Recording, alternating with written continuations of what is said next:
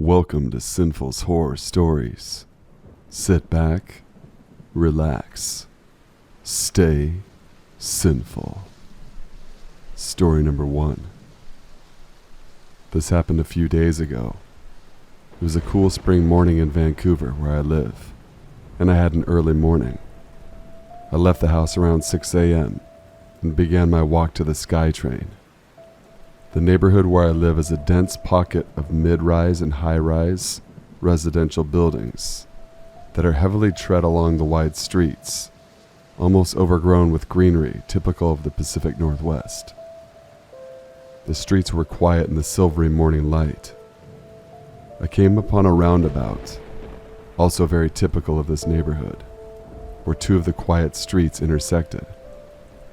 This was a more isolated area, as a few of the nearby buildings were in various stages of demo and renovation. The center of roundabout was a patch of garden, about 12 feet by 12 feet with tall grasses, tons of flowers and some shrubby type plants. There were some big orange poppies growing, and I wanted to have a look. As I stepped onto the edge of the garden, I began to check out the flowers.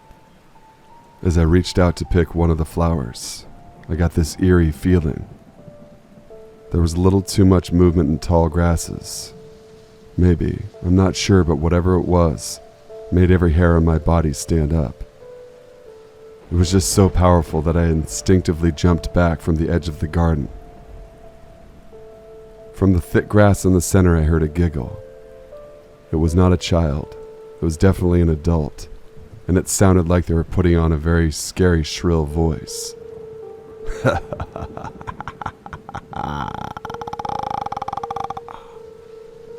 I turned around and got out of there so fast. The giggle was quiet enough that I couldn't hear it by the time I was back on the sidewalk. I hightailed it down the street to the safety of the main road and looked over my shoulder several times. No movement from the roundabout, not a stir. Story number 2. Hey all, it's your family neighborhood Repo Man. I begrudgingly earn a living repossessing bank collateral in the form of motor vehicles.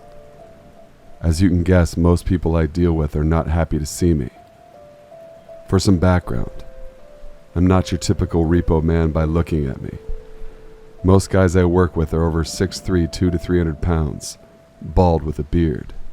I know it sounds specific, but it really holds true in my experience.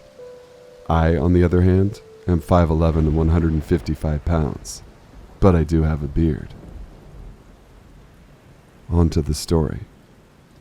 I was out working during the day and checking a retail location for a vehicle I'd been searching for.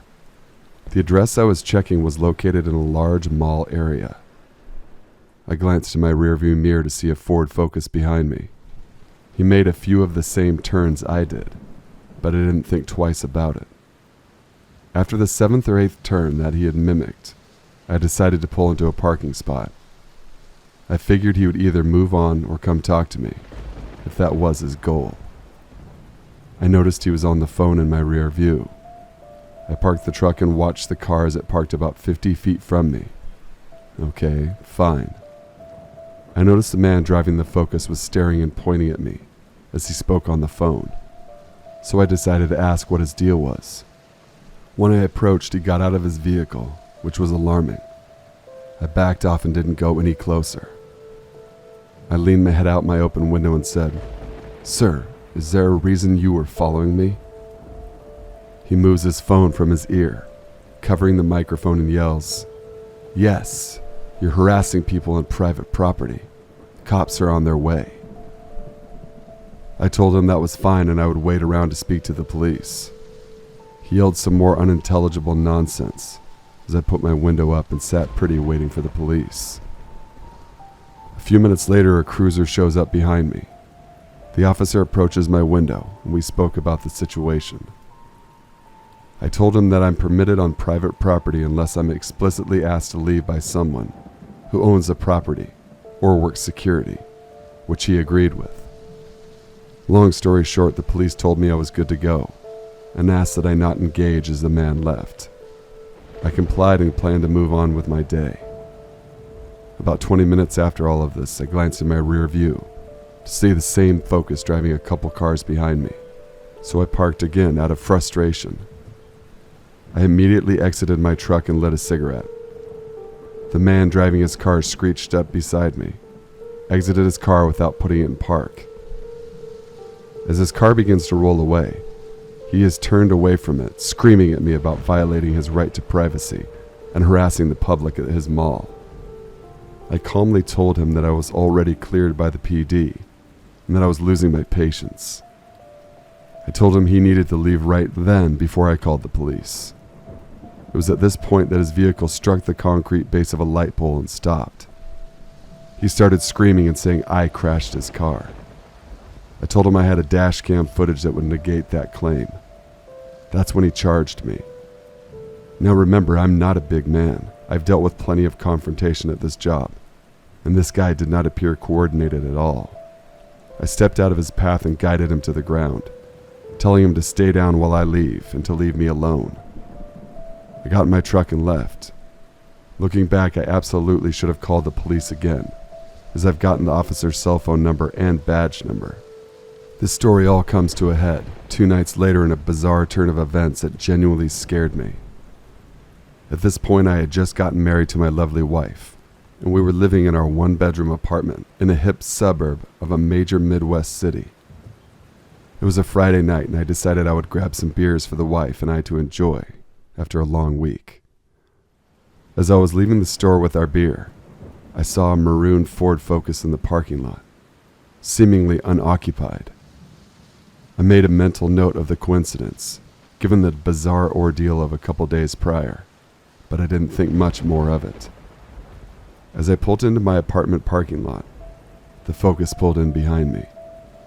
I hadn't noticed it followed me until this point.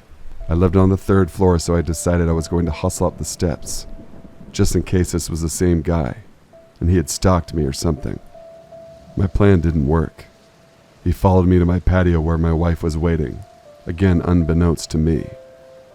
I was apparently not feeling very observant that night.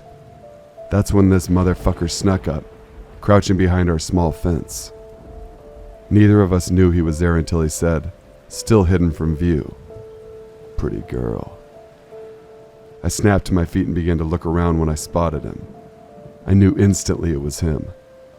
I immediately ordered my wife to go inside, lock the door, and call the police. When I approached him, he drew a small switchblade and pointed it at my belly. I began to back up with my hands up, saying something along the lines of, We don't have to do this, man. What do you want?" He told me he wanted me to call my wife outside. That wasn't going to happen. I'd rather be stabbed than expose her to this man, and I told him that. He lunged at me with his knife, grazing and cutting my side, as I attempted to grab and redirect his forearm. Then we went to the ground, where he lost his knife. I got some knees to connect to his head when the police lights became visible, and I heard shouting. Long story short, Buddy was arrested on site, and I provided the badge number and PD of the officer from work a couple days prior in order to collaborate my claims. I decided to press charges, and as far as I know, he's awaiting a court date. I'm not sure I have to be involved in it. Story number 3. I worked at a prison for 2 years. I worked in lockdown where people in regular population get put when acting up, when they get in fights, among other things. Rules in these situations are paramount to life and death. These guys don't care. That's why they end up in lockdown. I say all this to let you know I know procedure when dealing with inmates. My friend and I were on our way to an anime convention. I was excited enough and didn't think ahead enough to use the bathroom before my 4-hour drive. So about 2 hours in, I get the urge. We pull off on the first exit we see that has a gas station. I'm already dreading using this bathroom, as the station looks like crap. The parking lot was basically dirt and busted concrete. I get into the store and see an officer at the bathroom. He's letting inmates use the bathroom. Cut to me looking out the window of the store, seeing 3 vans full of inmates. So now I have to wait. I wait, and as they leave, I make my way back there to use the bathroom. I sit down and start my business. A moment passes and 3 inmates come into the bathroom. They see my legs, say shit, but shut the door. My mind starts racing. I've got my pants at my ankles. This bathroom has 1 stall, 1 urinal, and a sink. One immediately uses a urinal. Fine. One turns on the water. Fine. At this point, I'm fine. I understand. It's when I hear a cell phone that my heart drops. In no way, shape, or form are they allowed a cell phone. The air dryer comes on. Tell my girlfriend. I can't hear most of it. All I hear is a shuffling sound. I wipe as quick as possible, and then I get the hell out of there. I give the officer a mean eye, but I'm too flustered to think properly. My friend and I decide to leave. My afterthoughts on the story. They were chained with wrist and ankle cuffs with state coveralls. The officer wasn't a state officer, and if he wasn't from our state, he had a different uniform. I should have said something about the cell phone. Not at the time, of course, but after they were put back in the van. Story number 4. I worked as a cocktail waitress when I was 22. My shift was from 5 p.m. until 2 a.m. As a waitress, I'd become used to being harassed. Usually it wasn't anything too over the top or frightening. Most customers were regulars who flirted innocently. Just good-natured banter. Nothing threatening or in any way sinister. Up until this night. I never felt a sense of danger from any of the customers I'd waited on. On this particular night, though, everything changed. I was being harassed by a creepy customer I'd never seen before. He'd said such inappropriate things to me that crept me out. He was relentless with his inappropriate remarks. At one point, I was serving him his drink. He reached out and put his hand on my ass. After this happened, I never went back to his table again. If he wanted another drink, he'd have to go up to the bar and ask the bartender. I was through with waiting on this sinister creep. This happened back in 1978, so it was the time when I didn't have any recourse when things like this happened. The bartender only made customers leave when they were far too drunk to sit on a bar stool or at a table or booth.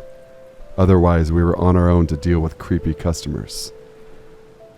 At closing, he finally left. Even though he was gone, I still felt such a sense of unease. I wasn't easily spooked, but this guy had really freaked me out. There was just something off about him. It took me nearly an hour after closing to complete the work and cleaning that I had to do to have the bar ready for the following day. It was 3 a.m. as I made my way through the parking lot to get to my car. It was a very deserted and isolated place at night. The parking lot had woods that surrounded it. That in of itself was creepy.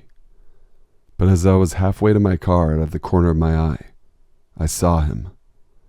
My heart began to pound as I realized that he was waiting in the lot for me to come out.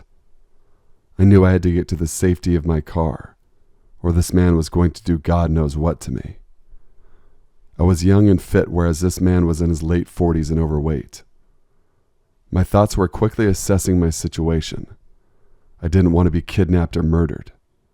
That was the scenario I envisioned, if this man got to me before I could get into my car. I knew I'd have to make a run for it. I'd have to run as fast as possible. I jumped inside the car and locked the door. It wasn't one moment too soon because this man was now at my driver's side window, demanding me to roll it down. He kept yelling that he didn't want to hurt me. He only wanted to talk. He began to pound on the window as I fumbled with my keys to try to get the hell out of there. I began to fear that he'd shatter my window and get his hands on me. Finally, I got my car started, and as I put the car in reverse and backed out, he began to scream bloody murder. He was yelling for me to stop because I'd run over his foot. My gut instinct told me that this man was faking an injury to get out of my car. I was not going to get out of that car for any reason. I drove home as fast as I could. Once home, I called the police.